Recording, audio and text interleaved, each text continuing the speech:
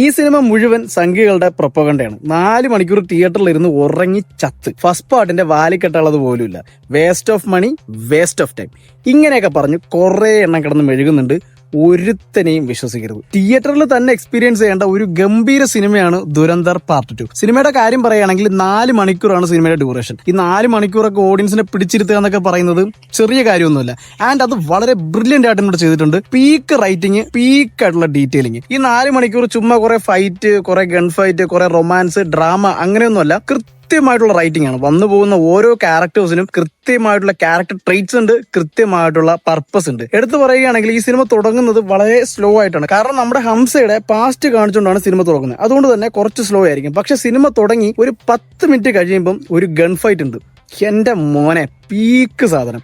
അവിടെ നമ്മൾ ഹുക്കാവും. പിന്നെ അങ്ങോട്ട് സിനിമ പോകുന്നത് അത്യാവശ്യം നല്ല പീസിലാണ്. ആൻഡ് ഫസ്റ്റ് ഹാഫ് കുറച്ച് സമയം എടുക്കുന്നുണ്ട്. കാരണം ഈ ഹംസയുടെ പാസ്റ്റും ഈ ഹംസയുടെ പർപ്പസും കാര്യങ്ങളൊക്കെ എസ്റ്റാബ്ലിഷ് ചെയ്യാൻ വേണ്ടി കുറച്ച് സമയം എടുത്താണ് പറയുന്നത്. ആൻഡ് സെക്കൻഡ് ഹാഫിലേക്ക് വരുമ്പോൾ എല്ലാം വളരെ പെട്ടെന്നായിരുന്നു. ഏറ്റവും ഇംപ്രസീവ് ആയിട്ട് തോന്നിയത് കാസ്റ്റിംഗ് തന്നെയാണ്. ഈ റിയൽ ലൈഫിലുള്ള കുറെ ആൾക്കാരുടെ ആ ഒരു കാസ്റ്റ് വരുമ്പോൾ പെർഫെക്ഷൻ എന്നൊക്കെ പറഞ്ഞു കഴിഞ്ഞാൽ അൾട്രാ പെർഫെക്ഷൻ ആണ്. കറക്റ്റ് അവർ തന്നെ സ്ക്രീനിൽ നിൽക്കുന്ന പോലെ ഇരിക്കും. പിന്നെ കുറെ ട്വിസ്റ്റുകളും കുറെ സർപ്രൈസുകളും കുറെ ക്യാമിയോസ് ഒക്കെ ഉണ്ട്.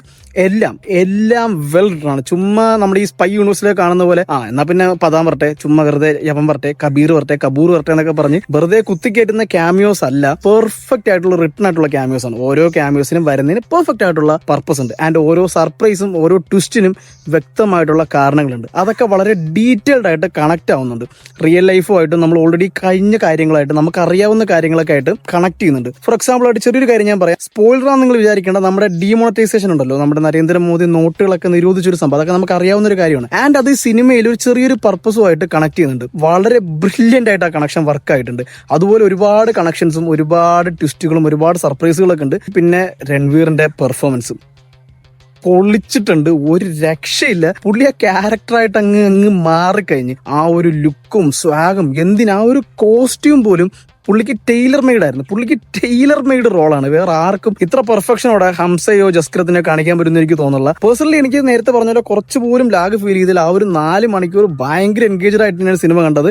ആൻഡ് മ്യൂസിക്കിന്റെയും പാട്ടുകളുടെയും കാര്യത്തിലേക്ക് വരുമ്പോൾ സിനിമ തുടങ്ങി കുറച്ച് കഴിഞ്ഞപ്പോഴൊക്കെ ഞാൻ വിചാരിച്ചു, ഓക്കെ, ഇത് ഫസ്റ്റ് പാർട്ടിന്റെ അത്ര പോരാ. ഫസ്റ്റ് പാർട്ടിലുള്ള മ്യൂസിക് പ്ലേസ്മെന്റിന്റെയും ആ ഒരു സോങ്ങിന്റെയൊക്കെ ലെവലിലേക്ക് ഇത് വന്നിട്ടില്ല എന്ന് വിചാരിച്ചിരുന്ന സമയത്ത് ഒരു സാധനം വന്ന് അത് കഴിഞ്ഞപ്പോൾ ഞാൻ എൻ്റെ ആ ഒരു അഭിപ്രായം അങ്ങ് മാറ്റി.